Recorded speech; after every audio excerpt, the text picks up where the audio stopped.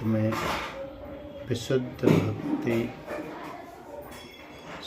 श्री जय दयाल जी गोविंद का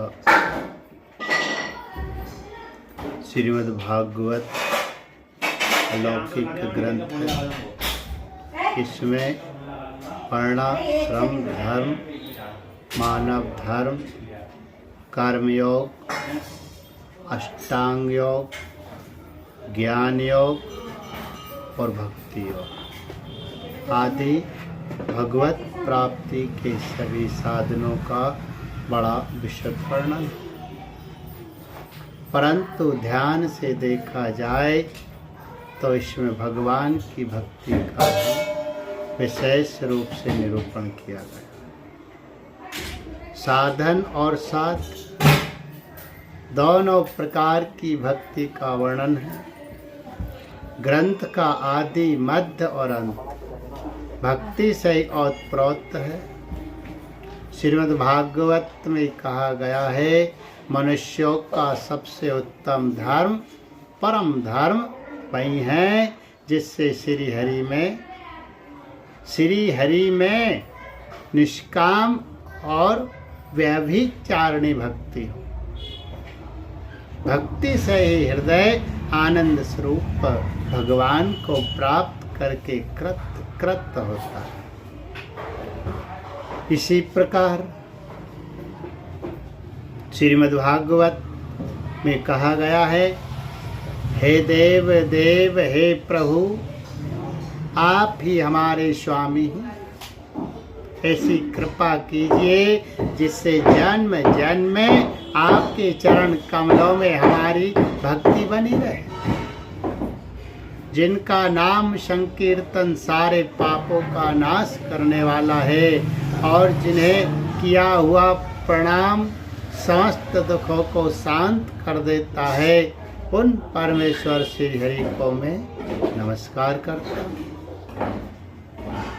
भक्ति की महिमा कहते हुए स्वयं भगवान श्री कृष्ण ने उद्धव जी से श्रीमद् भागवत में यहाँ तक कह दिया है, मेरी बड़ी हुई भक्ति जिस प्रकार मुझको सहज ही प्राप्त करा सकती है, उस प्रकार ना तो योग, ना ज्ञान, ना धर्म, ना वेदों का स्वाध्याय, ना तप और ना दान ही करा सकता। मैं संतों का प्रिय आत्मा हूँ। एकमात्र श्रद्धा संपन्न भक्ति से ही मेरी प्राप्ति सुलभ। दूसरों की तो बात ही क्या है। कुत्ते का मांस खाने वाले चांडाल को भी मेरी भक्ति पवित्र कर देती है। मनुष्यों में सत्य और दया से युक्त धर्म हो तथा तपस्या से युक्त विद्या भी हो, परंतु मेरी भक्ति ना हो तो वे धर्म और विद्या उनके अंतःकरण को पूर्ण रूप से पवित्र नहीं कर सकते। मेरे प्रेम से जब तक शरीर पुलकित नहीं हो जाता, हृदय द्रवित नहीं हो जाता, आनंद से आंसुओं की झड़ी नहीं लग जाती, तब तक मेरी भक्ति ऐसी भक्ति के बिना मेरी ऐसी भक्ति के बिना अंतःकरण कैसे शुद्ध हो सकता।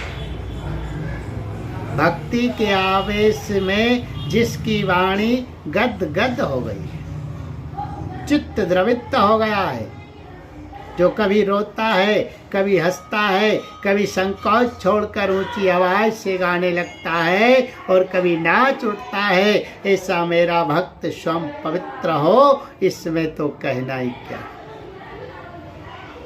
वह तीनों लोकों को पवित्र कर देता है। जिस प्रकार अग्नि से तपाए जाने पर सोना मैल को त्याग कर अपने स्वच्छ स्वरूप को प्राप्त हो जाता है, उसी प्रकार मेरे भक्ति योग के द्वारा आत्मा भी कर्म वासना से मुक्त होकर मुझ भगवान को प्राप्त हो जाता है। भक्ति से भगवान वश में हो जाते हैं। वे श्रीमद् भागवत में कहते हैं, मैं सर्वथा भक्तों के अधीन हूँ और अश्वतंत्र की तरह हूँ। मेरे साधु हृदय भक्तों ने मेरे हृदय को अपने हाथ में कर रखा है। मैं उन भक्तों का सदा ही प्यारा हूँ। ब्राह्मण अपने भक्तों का एकमात्र आश्रय मैं ही हूँ, उनको और किसी का आश्रय है ही नहीं। इसलिए अपने उन साधु स्वभाव भक्तों को छोड़कर ना तो मैं अपने आप को चाहता हूँ और ना अपनी अर्धांगिनी विनाश रहित लक्ष्मी को। जो मेरे भक्त अपने स्त्री पुत्र घर कुटुंबी प्राण धन इहलोक और परलोक सबको छोड़कर केवल मेरी शरण में आ गए हैं, भला उन भक्तों को मैं कैसे छोड़ सकता हूँ। जिस प्रकार सती स्त्री अपने पातिव्रत से सदाचारी पति को वश में कर लेते हैं, वैसे ही अपने हृदय को मुझ में प्रेम बंधन से बांध रखने वाले वे समदर्शी साधु पुरुष भक्ति के द्वारा मुझे अपने वश में कर लेते हैं। अधिक क्या कहूँ, वे मेरे प्रेमी साधु पुरुष मेरे हृदय में हैं और मैं उन प्रेमी साधुओं का हृदय हूँ। वे मेरे अतिरिक्त और कुछ नहीं जानते तथा मैं उनके अतिरिक्त और कुछ भी नहीं जानता। श्रीमद् भागवत में भगवान ने यहाँ तक कह दिया है, मैं उन भक्तों के पीछे पीछे सदा इसलिए फिरा करता हूँ कि उनकी चरण रज से पवित्र हो जाऊं। सचमुच भक्ति की ऐसी महिमा है, भक्ति ऐसी अनुपम वस्तु है कि यह जिसके पास होती है वह जो कुछ चाहता है वही उसे मिल जाता है।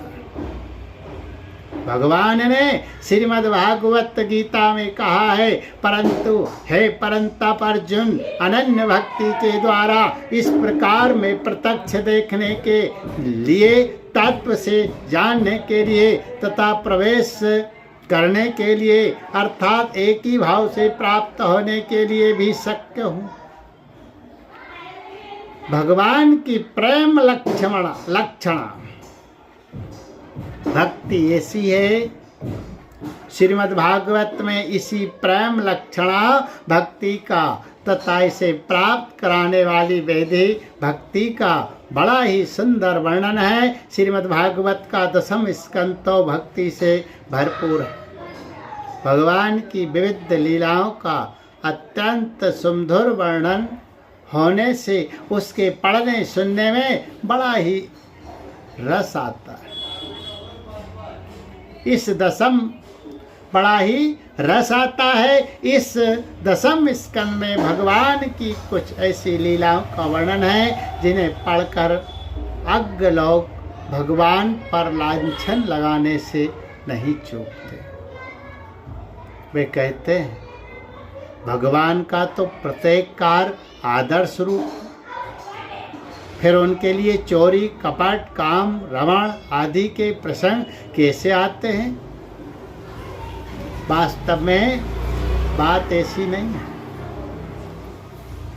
झूठ कपट और चोरी जारी आदि दोष तो उन साधारण मनुष्यों में ही नहीं रह सकते जो अनन्य मन से भगवान का स्मरण करने लगते हैं। फिर साक्षात भगवान में तो ऐसे दोषों की कल्पना ही क्यों कर की जा सकती है। भगवान का तो अवतार ही हुआ है। भगवान का तो अवतार ही हुआ था। साधुओं का उद्धार, दुष्टों के लिए दंड विधान और धर्म की स्थापना करने के लिए। वैसा कोई काम करते ही कैसे जिससे साधुओं के बदले दुष्टों के दुराचार को प्रोत्साहन मिलता तथा धर्म की जड़ उखड़ती। भगवान ने गीता में स्वयं अपने श्री मुख से घोषणा की है, श्रेष्ठ पुरुष जो जो आचरण करता है अन्य पुरुष भी वैसा वैसा ही आचरण करते हैं। वह पुरुष जो प्रमाण कर देता है समस्त मनुष्य समुदाय उसी के अनुसार बरतने लग जाता है।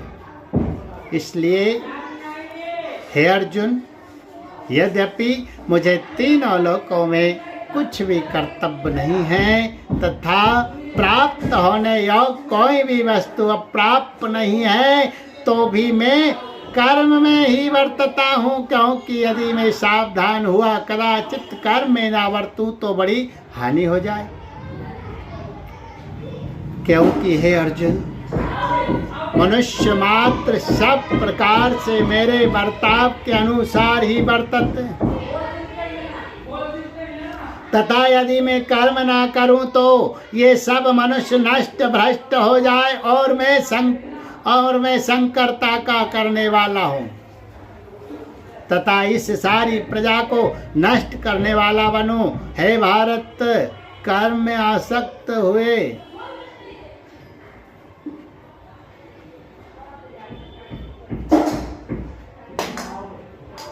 कर्म में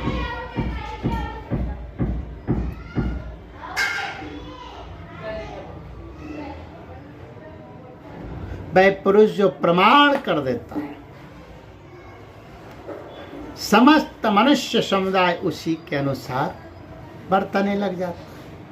इसलिए हे अर्जुन, यद्यपि मुझे तीनों लोकों में कुछ भी कर्तव्य नहीं है तथा प्राप्त होने योग्य कोई भी वस्तु प्राप्त नहीं है, तो भी मैं कर्म में ही बरतूंगा। क्योंकि यदि मैं सावधान हुआ कदाचित कर्म में ना बरतूं तो बड़ी हानि हो जाए। क्योंकि हे अर्जुन, मनुष्य मात्र सब प्रकार से मेरे बर्ताव के अनुसार ही बरतते हैं आदि तथा यदि मैं कर्म ना करूं तो ये सब मनुष्य नष्ट भ्रष्ट हो जाए और मैं संकरता का करने वाला हूं तथा इस सारी प्रजा को नष्ट करने वाला बनूं। हे भारत, कर्म में आसक्त हुए अज्ञानी जन जैसे कर्म करते हैं वैसे अनासक्त हुआ विद्वान भी लौकिक शिक्षा को चाहता हुआ कर्म करे। इस प्रकार कहने वाले स्वयं भगवान कोई भी ऐसा काम करे जिससे लौकिक शिक्षा में बाधा आती हो, ये संभव नहीं है। अतएव श्रीमद् भागवत में जहाँ काम, रमण, रति आदि शब्द आते हैं वहाँ उनका कुत्सित अर्थ न करके दूसरा ही अर्थ करना चाहिए और वही है भी। श्रीमद् भागवत गीता में भगवान ने कहा है, वे निरंतर मुझ में मन लगाने वाले, मुझ में ही अपने प्राणों को अर्पण करने वाले भक्तजन मेरी भक्ति की चर्चा के द्वारा आपस में मेरे प्रभाव को जनाते हुए तथा गुण और प्रभाव सहित मेरा कथन करते हुए ही सदा संतुष्ट होते हैं और मुझ वासुदेव में ही निरंतर रमण करते हैं। उन निरंतर मेरे ध्यान आदि में लगे हुए और प्रेम पूर्वक मुझे भजने वाले भक्तों को मैं वह तत्व ज्ञान रूप योग देता हूँ कि जिससे वे मुझको ही प्राप्त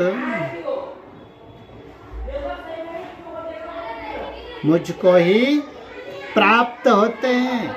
यह साधनावस्था का वर्णन है। यहाँ सभी साधक को भगवान की प्राप्ति नहीं हुई।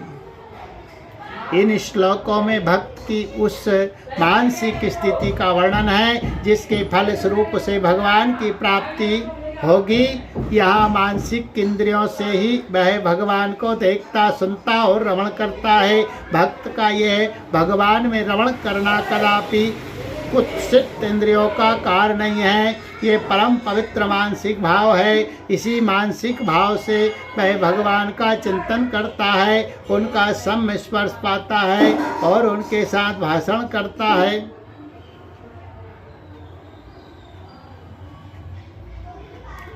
भागवत में वर्णित रमण, काम आदि श्लोक शब्दों का भी कुछ ऐसा ही तात्पर्य समझना चाहिए। भगवान पर किसी भी कुत्सित क्रिया का आरोप करना तो अपने कुत्सित वृत्ति का ही परिणाम है। यह जो कहा जाता है कि भक्ति के शांत, दास्य, शक, वात्सल और माधुर, इन 5 भावों में माधुर ही सबसे श्रेष्ठ है। सो भाव विकास की दृष्टि से ऐसा कहना ठीक ही है, परंतु यह आवश्यक नहीं है कि सभी भक्तों में इन सारे भावों का उत्तरोत्तर प्रादुर्भाव हो, या भक्त का कोई सा भाव किसी दूसरे से ऊंचा नीचा हो।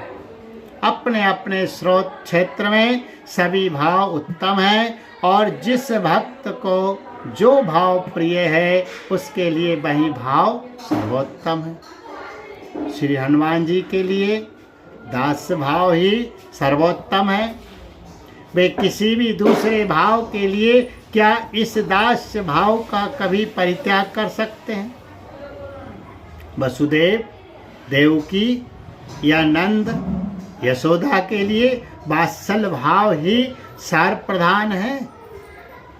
इसी प्रकार अन्य भावों के लिए ही समझना चाहिए। फिर ये बात तो किसी भी हालत में न समझनी चाहिए कि मधुर भाव का अर्थ लौकिक स्त्री पुरुषों की तरह कामजनित अंग संग या कोई कुत्सित क्रिया हो, वह तो परम पवित्र भाव है।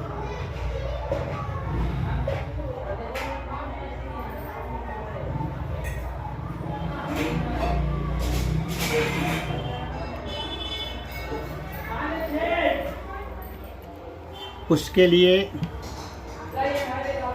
जिस भक्त को जो भाव प्रिय, उसके लिए वही भाव सर्वोत्तम है। श्री हनुमान जी के लिए दास भाव ही सर्वोत्तम है। वे किसी भी दूसरे भाव के लिए क्या इस दास भाव का कभी परित्याग कर सकते हैं? वसुदेव, देवकी या नंद, यशोदा के लिए वात्सल्य भाव ही सर्वप्रधान है। इसी प्रकार अन्य भावों के लिए भी समझना चाहिए।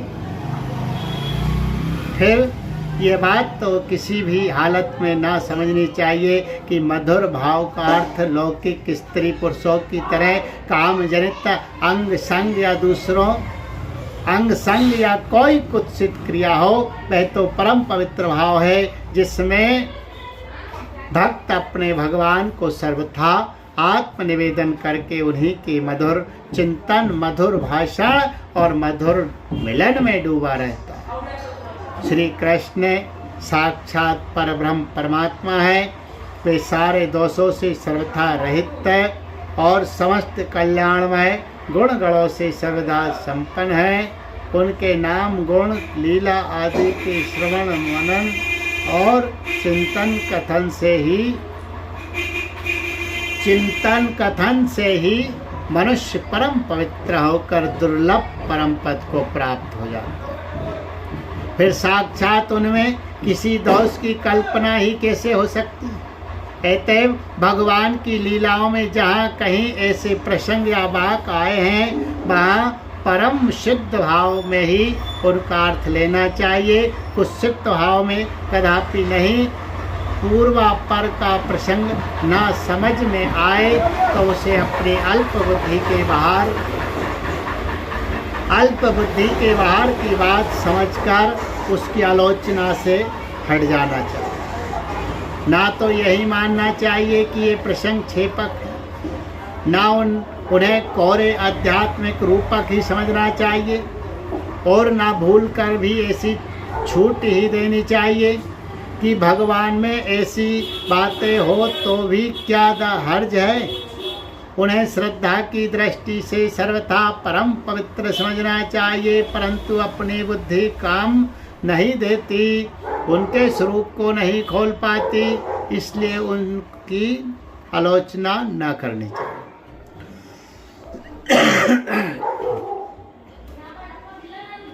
गोपियों के प्रेम की भगवान श्री कृष्ण ने स्वयं अपने श्रीमुख से प्रशंसा की।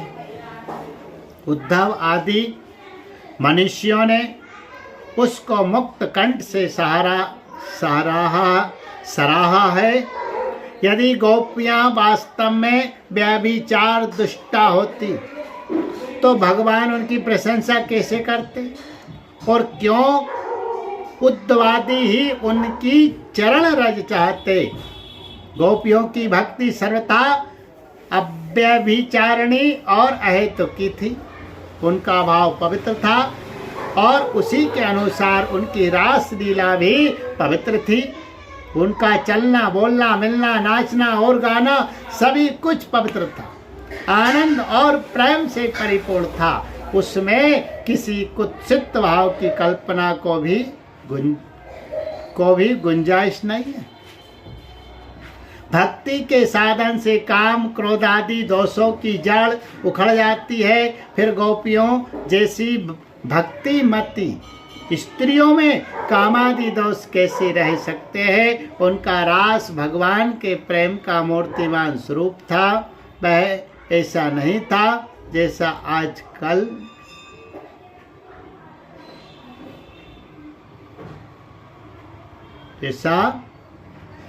आजकल लोग धन के लोभ से स्वांग बना कर करते हैं। श्रीमद् भागवत में कई जगह प्रसंगवश मदिरा, मांस, हिंसा, व्याभिचार, चोरी, असत्य भाषण, काम, क्रोध, लोभ, मोह, राग, द्वेष, अहंकार, असत्य, कपट आदि के प्रकरण आए हैं। उन्हें ना तो सिद्धांत समझना चाहिए और ना अनुकरणीय है। उन्हें सर्वथा है समझकर उनका त्याग ही करना चाहिए। असल में श्रीमद् भागवत में स्थान स्थान पर जो इन दोषों, दुर्गुणों और दुराचार्यों के त्याग का आदेश दिया गया है, उसी का पालन करना चाहिए। अच्छे पुरुषों से कहीं किसी दोष की बात आई है, जैसे ब्रह्मा जी के काम, मोह आदि, तो वहाँ यही समझना चाहिए कि काम मोह की प्रबलता दिखलाकर बड़ी सावधानी से उनका सर्वथा त्याग कर देने के अभिप्राय से ही वे बातें लिखी गई हैं। उन्हें ना तो विधि मानना चाहिए और ना यही मानना चाहिए कि ब्रह्मादि देवताओं, महात्माओं और साधकों में ये दोष रहते हैं। कहीं अपवाद या झूठ के रूप में भी उन्हें स्वीकार न करना चाहिए। श्रीमद् भागवत में जहाँ तहाँ काम, व्याभिचार की निंदा है, क्रोध और असत्य का विरोध है, चोरी, बरजोरी, हत्या, शिकार और मांस सेवन आदि का निषेध है।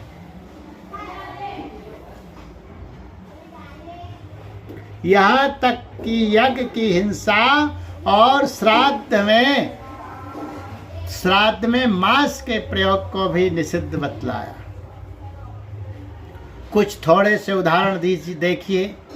इस श्लोक में यदि कोई पुरुष पर स्त्री से अथवा कोई स्त्री पर पुरुष से व्यभिचार करती है तो यमदूत उसे तप्त सुरमी नामक नरक में ले जाकर कोड़े से पीटते हैं,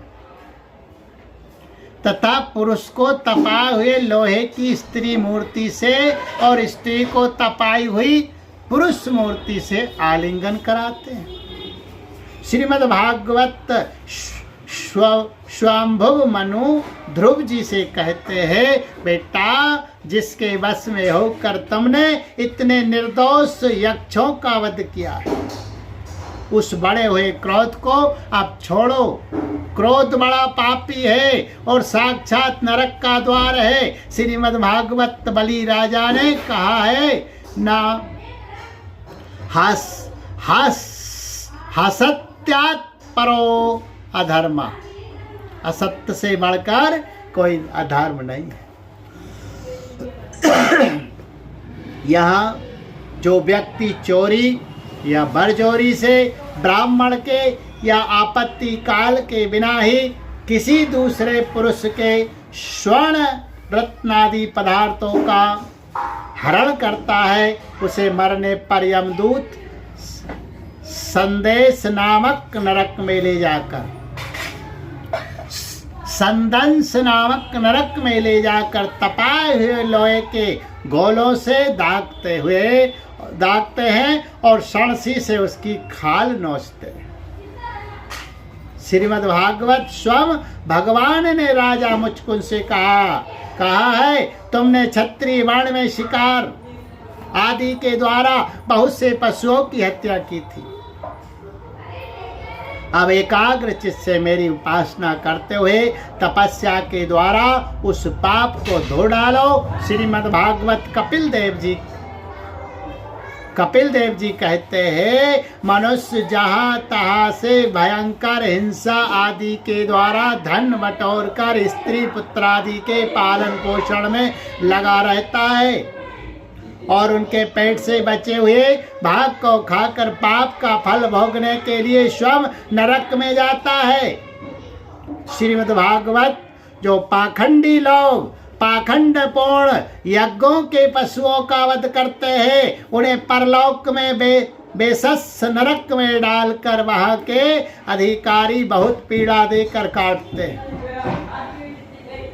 श्रीमद् भागवत में देवर्षि नारद जी ने मरे पशुओं को आकाश में दिखलाकर राजा प्राचीन वरी से कहा है, प्रज्ञापालक नरेश, देखो देखो, तुमने यज्ञ में निर्दयता के साथ जिन हजारों पशुओं की बलि दी है, उन्हें आकाश में देखो। ये सब तुम्हारे द्वारा दी हुई पीड़ाओं को याद करते हुए तुमसे बदला लेने के लिए तुम्हारी बाट से सींगों से छेद डालेंगे। श्रीमद् भागवत तुम्हारी बाट देख रहा है। जब तुम मरकर परलोक में जाओगे तब यह तंत क्रोध में भरकर तुम्हें अपने लोहे के से सींगों से छेद डालेंगे। श्रीमद् भागवत देवर्षि नारद जी कहते हैं, धर्म का मर्म जानने वाला पुरुष श्राद्ध में मांस अर्पण न करे, श्राद्ध में मांस अर्पण न करे और न स्वयं ही मांस का है, क्योंकि पितरों को मुनियों के योग्य अन्नों से हविष्यान्न से जैसी तृप्ति होती है, वैसी पशु हिंसा से नहीं होती। श्रीमद् भागवत सभी दोषों को भागवत में त्याज्य और महान अशुभ फलदायक बतलाया गया है। विस्तार भाई से यहाँ थोड़े ही उदाहरण दिए गए हैं। मांसादि की शास्त्रों में जहाँ कहीं विधि मिलती है वह भी मांसाहारियों के मांस सेवन की प्रवृत्ति को सीमित करके अंत में उसके सर्वथा मिटा देने के लिए ही है। शास्त्रों का ध्येय असल में निवृत्ति की ओर है। भोगों से निवृत्त कराने के उद्देश्य से ही प्रवृत्ति को मर्यादित करके वे आदेश करते हैं। मनु महाराज ने कहा, मांस भक्षण मद्यपान और मैथुन दोष रहित हो, ऐसी बात नहीं है, ऐसी बात नहीं है।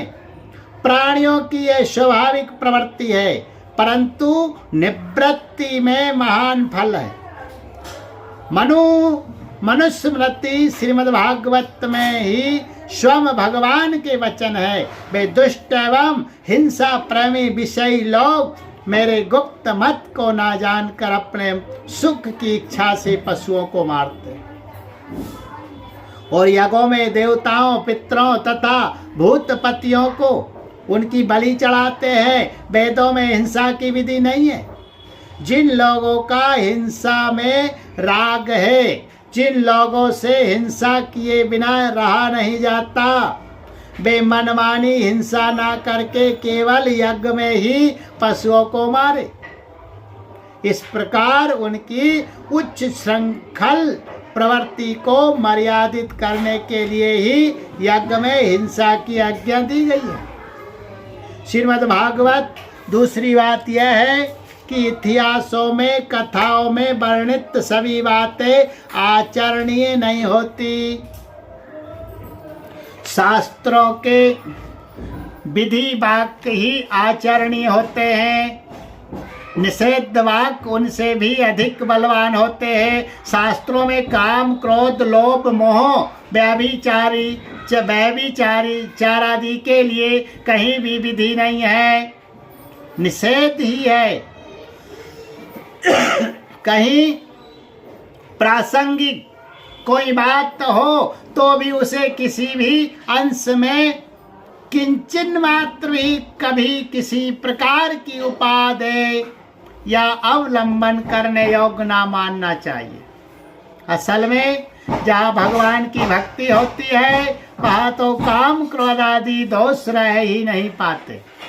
श्री सुखदेव जी कहते हैं, जो मोक्ष के स्वामी भगवान श्री हरि की भक्ति करता है वह तो अमृत के समुद्र में खेलता है। क्षुद्र गड्ढे में भरे हुए मामूली गंदे जल के सदृश किसी भी भोग में या स्वर्ग आदि में उसका मन कभी चलायमान नहीं होता।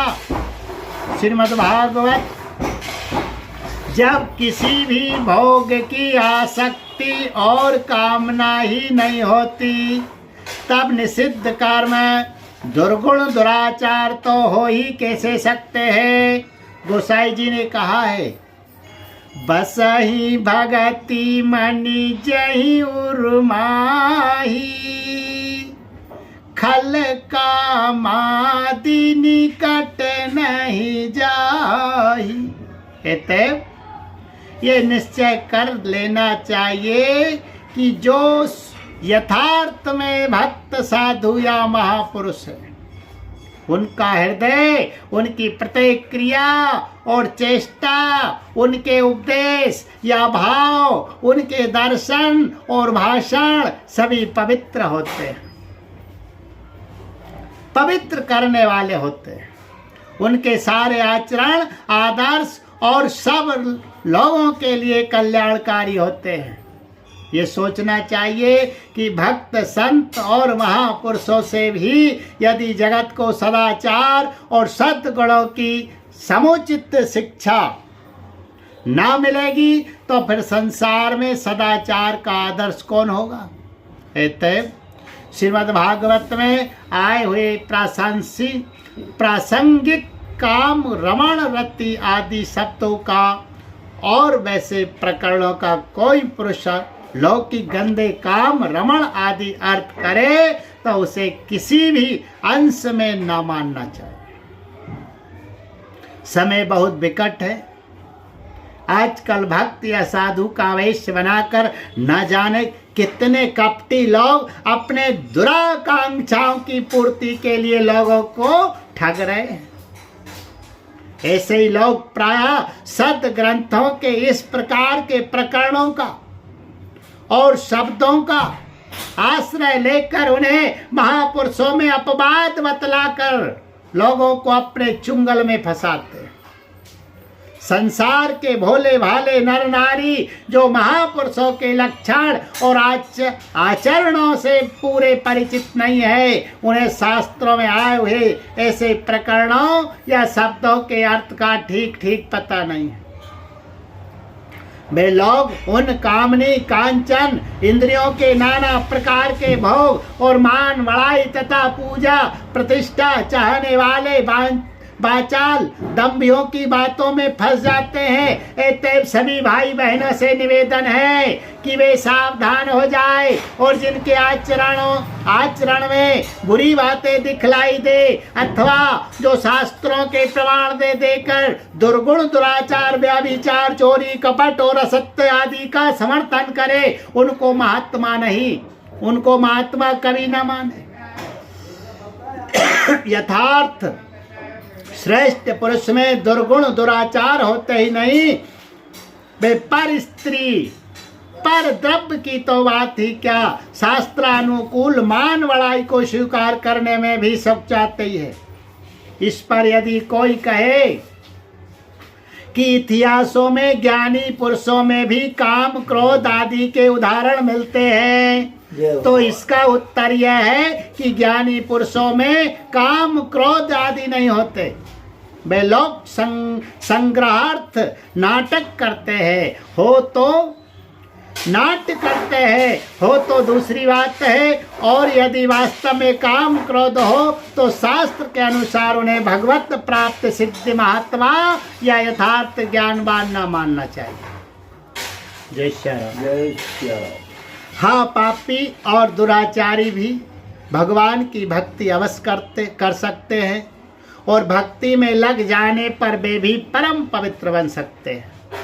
श्री भगवान ने स्वयं कहा है, यदि कोई अतिशय दुराचारी भी अनन्य भाव से मेरा भक्त होकर मुझको निरंतर भजता है तो वह साधु ही मानने योग्य है, क्योंकि वह यथार्थ निश्चय वाला है। वह शीघ्र ही धर्मात्मा हो जाता है और सदा रहने वाली परम शांति को प्राप्त होता है।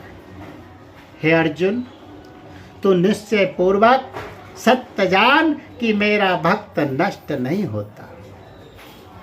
भगवान की भक्ति के सभी अधिकारी हैं, कोई भी जाति का हो, उसके अब तक कितने ही नीच आचरण हो, भगवान के शरण होकर उनकी भक्ति करने से वह शीघ्र ही पवित्र हो जाता है और अंत में पापों से सर्वथा मुक्त होकर भगवान को प्राप्त कर लेता है। इन सब बातों पर ध्यान देकर प्रत्येक मनुष्य को चाहिए कि वह अपने जीवन को भजनमय बनाने की चेष्टा करे, भगवान में अनन्य प्रेम हो। इसके लिए भगवान के नाम का जप, उनके गुण प्रभाव रहस्य तत्व के ज्ञान सहित उनके स्वरूप का ध्यान और उनकी लीलाओं का श्रवण कथन मनन करे। यही मनुष्य का परम कर्तव्य है। जो ऐसा करता है वह भगवान की भक्ति के प्रभाव से पूर्ण मनोरथ हो जाता है, और यदि वह कुछ भी नहीं चाहता तो भगवान अपने आप को ही उसके अर्पण कर देते हैं। जीवन थोड़ा है, नाना प्रकार के विघ्नों से भरा है। जो समय बीत गया वह तो गया ही, अब शेष बचे हुए जीवन के प्रत्येक क्षण को भगवान की सेवा में, उनके भजन में लगा देना चाहिए। इसी में मनुष्य जीवन की सार्थकता है। भगवत प्राप्ति रूप परम कल्याण की प्राप्ति मनुष्य जीवन में ही संभव है, उसी को प्राप्त करना चाहिए। दूसरे भोग तो और योनियों में भी मिल सकते हैं, परंतु भगवान की प्राप्ति तो इसी मनुष्य जन्म में ही हो सकती है। श्री भगवान श्रीमद् भागवत में कहते हैं, यह मनुष्य शरीर समस्त शुभ फलों की प्राप्ति का मूल है। ये सत्कर्म करने वालों के लिए सुलभ है और दुष्कर्म करने वालों के लिए अत्यंत दुर्लभ है। संसार सागर से पार जाने के लिए ये सुदृढ़ नौका है। शरण मात्र से ही गुरुदेव इसके कर्णधार बन जाते हैं और स्मरण मात्र से ही मैं अनुकूल वायु के रूप में इसे लक्ष्य की ओर बढ़ाने लगता हूँ। इतनी सुविधा होने पर भी जो इस शरीर के द्वारा संसार सागर से पार नहीं हो जाता वह तो अपने ही हाथों आत्महत्या कर रहा है। यही बात भगवान श्री रघुनाथ जी ने अपनी प्रजा से कही है। बड़े भाग्य मानुष तनु पावा, सुर दुर्लभ सब ग्रंथ ही गावा। साधन धाम मोक्ष कर द्वारा, पाई न जहीं पर लोक संभारा। सो परत दुख पावई, सिर धुनि धुनि पछताई। कालई कर्मई ईश्वर ही, मिथ्या दोष लगाई। नर तनु भव बारिधि कहूँ बेरो, सन्मुख मरुत अनुग्रह मेरो। करण धार सत गुरु दृढ़ नावा, दुर्लभ साज सुलभ करि पावा। जो न तरे भव सागर, नर समाज अस पाय। सो कृत निंदक मंदमती, आत्मा हन गति जाय। कलयुग में भगवत प्राप्ति के साधन बहुत सुलभ है। भगवान के नाम संकीर्तन से ही सारा काम बन सकता है। सत्संग मिल जाए फिर तो कहना ही क्या है। श्रीमद् भागवत में कहा है, भगवत प्रेमी महात्माओं के निमेष मात्र के संग की तुलना स्वर्ग आदि की तो बात ही क्या, पूर्व जन्म का नाश कर देने वाली मुक्ति के साथ भी नहीं की जा सकती। फिर मृतक लोक की राज्यादि संपत्ति तो है ही किस गिनती में। हे राजन, कलयुग दोषों का खजाना है, परंतु इसमें एक बहुत बड़ा गुण है, वह यह है कि कलयुग में भगवान श्री कृष्ण के कीर्तन से ही सारी आसक्तियां छूट जाती और परमात्मा की प्राप्ति हो जाती। सतयुग में समाधि रूप ध्यान योग से, त्रेता में बड़े बड़े यज्ञों से और द्वापर में विधि पूर्वक पूजा अर्चा के द्वारा भगवान की आराधना करने वाले को जो फल मिलता है, वही कलयुग में केवल श्री हरि के नाम संकीर्तन से ही मिल जाता है।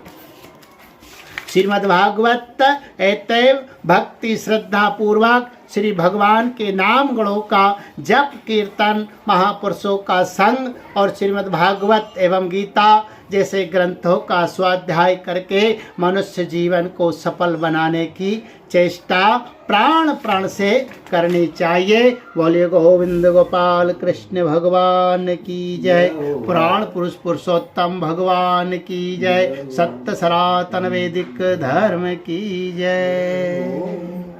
जय।